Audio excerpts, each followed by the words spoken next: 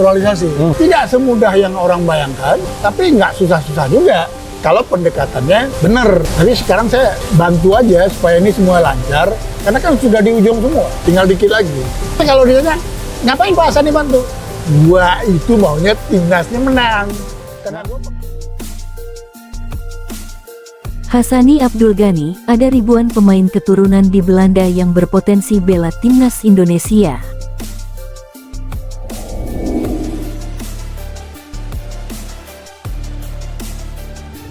Tapi naturalisasi itu nggak boleh menjadi jalan singkat yang selalu membunuh pembinaan. Kan itu, mesti keseimbangan ini mesti terjadi gitu. Tetapi yang saya ingin ketuk hatinya, nggak boleh menjadi jalan singkat semua naturalisasi gitu kan. Kalau nggak, buat apa pembinaan atlet-atlet Indonesia yang dari bawah apa semua gitu.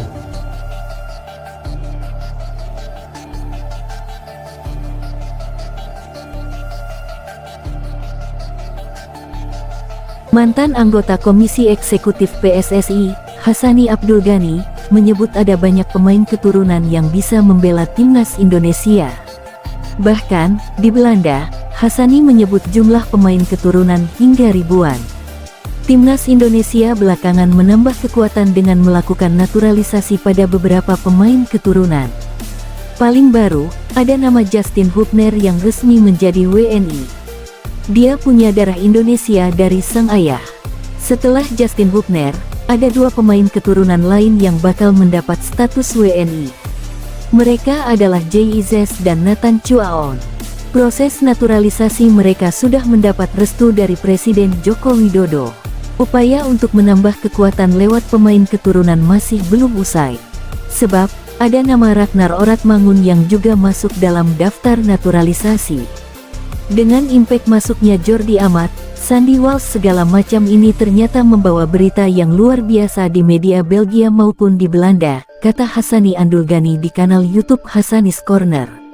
Itu memancing pemain keturunan lain yang ada di Belanda melirik Indonesia karena apa?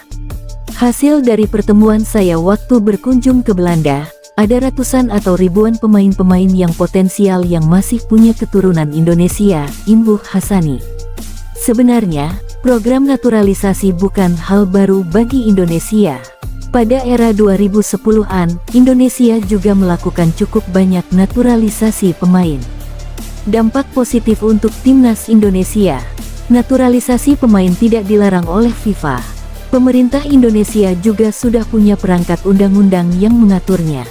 Namun, belakangan program naturalisasi menjadi diskusi yang cukup menarik. Bagi Hassani, semakin banyak pemain keturunan yang tertarik membela timnas Indonesia, itu akan membawa dampak positif bagi peningkatan prestasi skuad Garuda. Jadi, kalau suatu hari mereka ini ingin membela negeri kakeknya, atau negeri dari neneknya, atau negeri dari ayahnya, ya tentu buat kita ini positif, ucap Hassani Abdul Ghani. Akan tetapi pengamat sepak bola Bung Towel kembali melontarkan kritik pedas kepada pelatih timnas Indonesia Sintayong.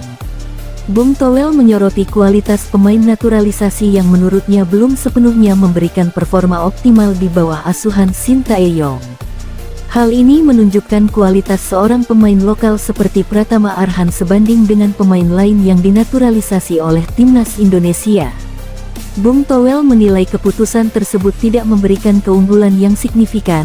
Dirinya juga menegaskan pemain naturalisasi seperti Rafael Struijk belum seperti yang diharapkan.